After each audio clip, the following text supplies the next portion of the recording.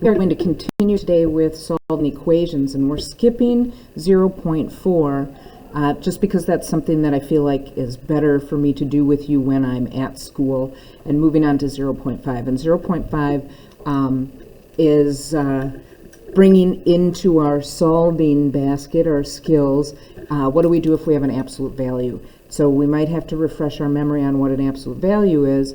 And by definition, it is the distance a number is from 0.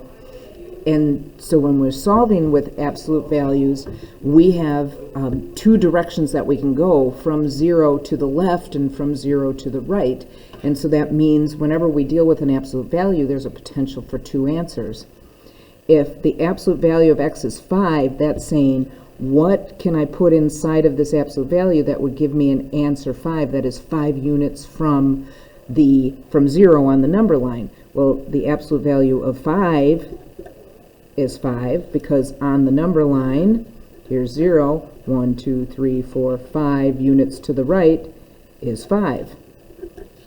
But at the same time, the absolute value of negative 5 is also 5 because the distance from 0 to negative 5, or negative 5 to 0 on the number line, is also 5, just in the opposite direction.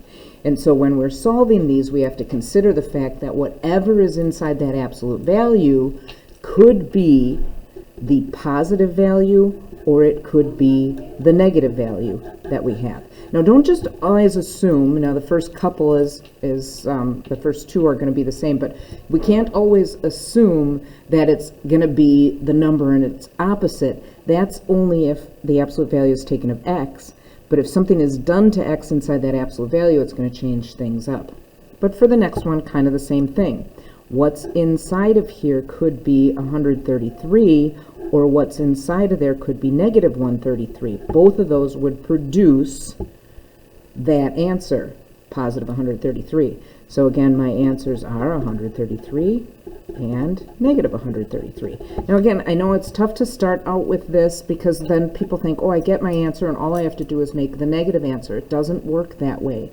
It's not always going to be that way. I can't just look at this and assume my answer is positive 2 and negative 2, because here's something that's going to mess with you a little bit. A distance is always positive.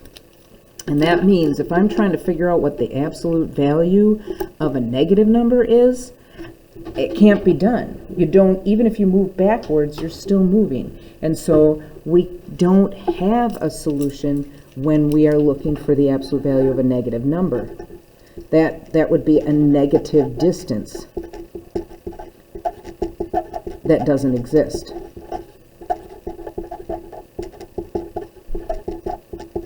So for a problem like this, we say no solution. All right, now back to what I was kind of talking about before. I can't just assume, again, when I see this problem, that my answer is 10 and negative 10. But because it's not just x inside of there, it's x minus 7. So I'm trying to find some number that when I subtract 7 and take its absolute value, I end up with 10. Again, that means what's inside of here could be positive 10, and what's inside of here could be negative 10. What's inside of here is not just x. It is x minus 7 could be 10, and x minus 7 could be negative 10. And now I need to go through and solve. So I will add 7, just like normal solving. X is 17, and I will add 7. Difference is I'm adding it to negative 10 this time, and so my answer is negative 3. So those are my two solutions. All right, now that we've kind of gotten this going, we're into the flow. Let's try a couple more. And so the concept again of the absolute value is the fact that whatever is inside of this absolute value can either be the positive or negative variation of that solution in order to get the solution that's given. That means that what's inside of here could be positive 16, what's inside of here could be negative 16, because the absolute value of positive 16 is 16, the absolute value of negative 16 is 16. So to solve for that, I'll set those up. X minus 5 equals positive 16, and x minus 5 equals negative 16. And then I can go through and solve just like normal. So I'll add 5. And when I add 5 to 16, I get 21. And over here, I'll do it again. I'm going to add 5 on the second equation, but this time I'm adding it to negative 16, which changes my solution. Negative 16 plus 5, negative 11. There are my two solutions.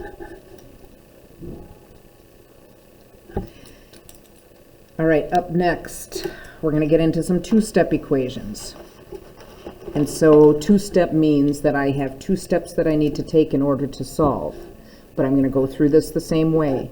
What's inside of here could be 1. What's inside of here could be negative 1. Because remember, the absolute value of 1 is 1. The absolute value of negative 1 is 1. So 3x plus 5 could be 1. And 3x plus 5 could be negative 1. Those are my 2. But 2 steps means I have 2 operations that I have to do to get my final solution. I'll just go in and solve like normal. Minus 5, minus 5. Do that on both sides. Do the opposite operation. 1 minus 5 is negative 4. Divide by 3, divide by 3. It doesn't go in evenly, so just go ahead and leave it like that. That's fine. Leave it as negative 4/3. I'm good with that.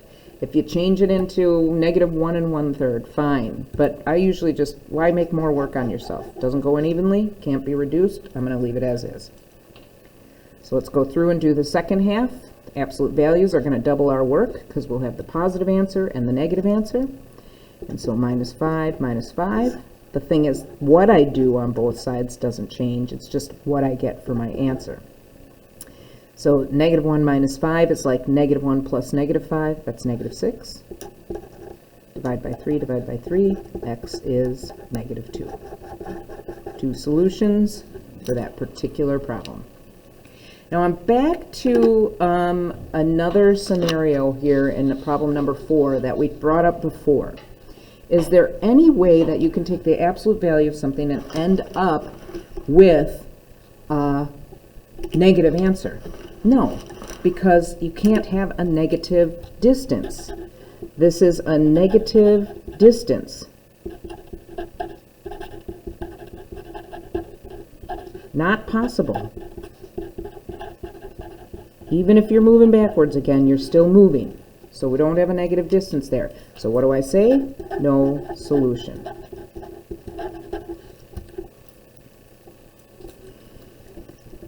And then let's continue on. So no solution. Those are kind of nice when I see them. If it works out, it makes my life pretty easy. Goes through pretty quickly. All right, up next.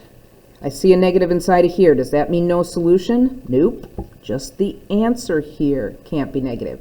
When I take an absolute value of something, I am not going to end up with a negative value. So these here, inside of here, could be 12. The absolute value of 12 would be positive 12. And inside of there could be negative 12. The absolute value of negative 12 would also be positive 12. So what's inside of here can be negative. The solution we end up with can't be.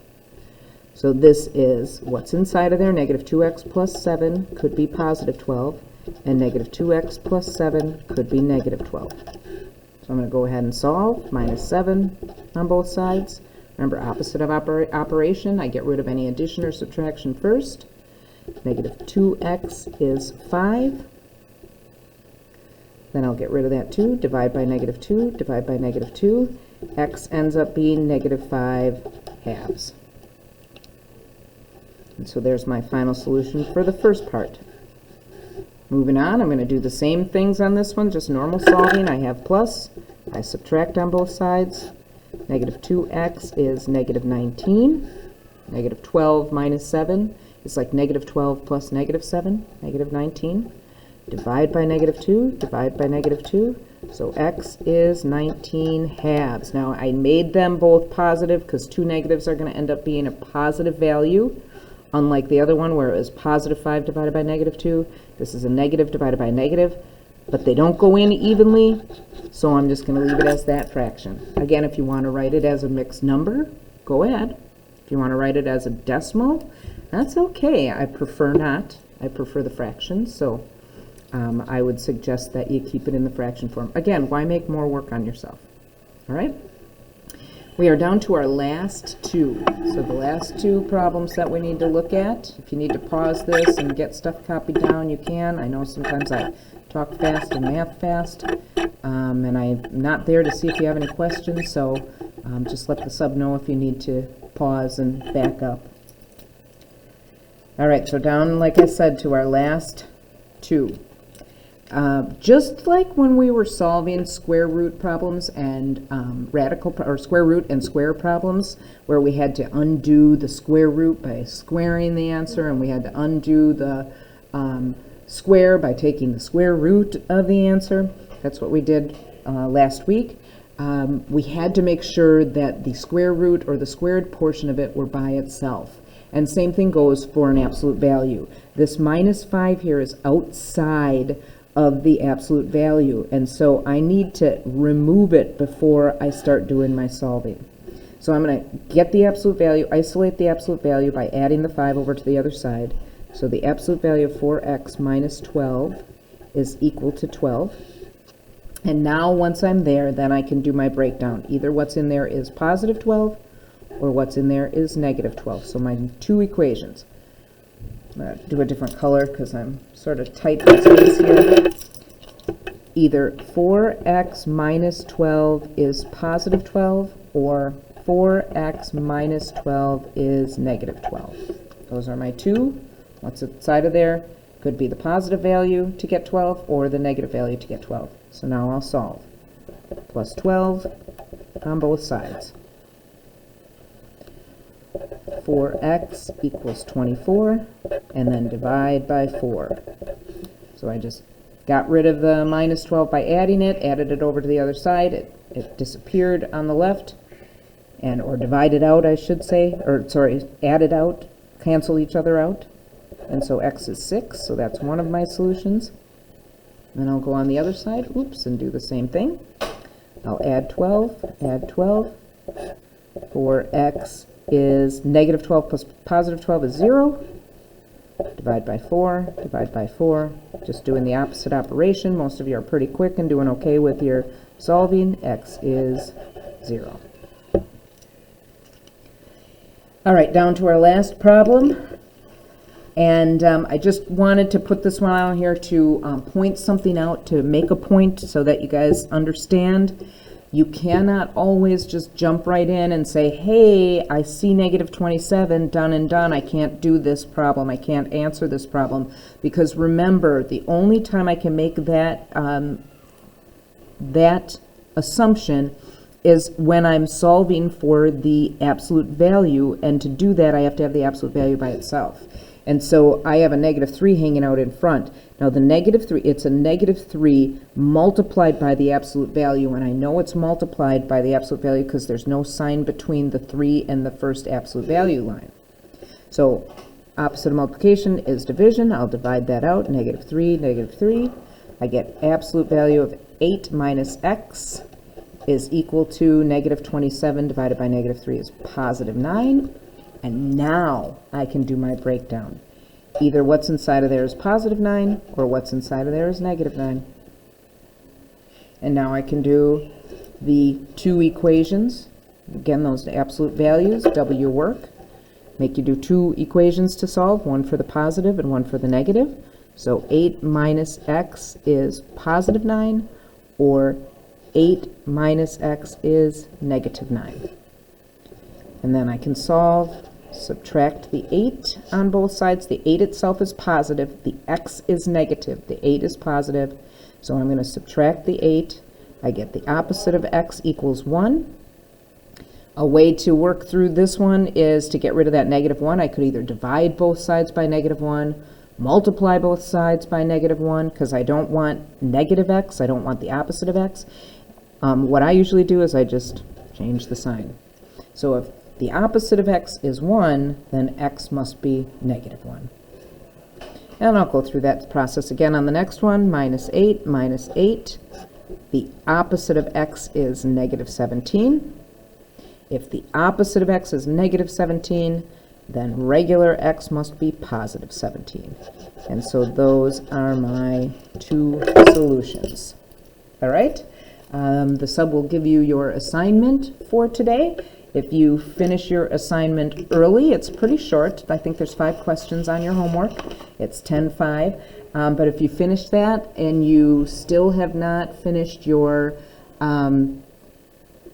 equation solving worksheets from before lunch, please work on those and then get those put in the basket before you leave. I will see you tomorrow to answer any questions. Have a great day.